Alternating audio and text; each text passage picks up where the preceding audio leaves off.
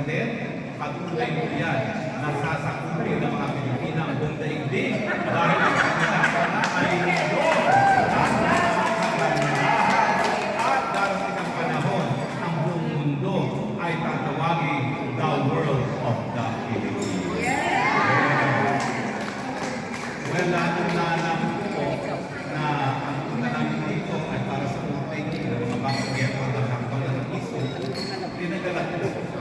Kasi kung ako'y nasa Pilipinas pa, Enero, ng 2024, yun po ang pag-launch ng hakbang ng iso sa siyudad ng Davao.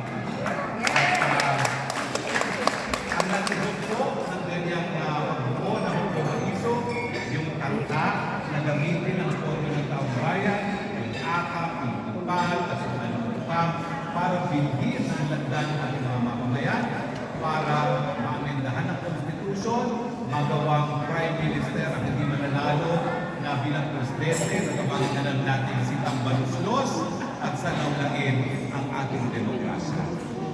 Noong mga panahon kong yun, nanindigan ng ating dating presidente Rodrigo Duterte, hindi dapat payagan at salawlain ang saligang batas, kinakailangan manindigan at yan pong dahilan kung bakit sinila ang hakbang ng mga mag-isog dahil sa mga panahon ngayon sa ating bansa ng bayang Pilipinas, kinakailangan lahat maging matapang.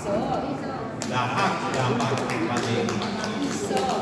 At hindi po ako nagtataka. Dahil dito sa Germany, ang mga mag-isog, ang mga matatapang, ang babakit.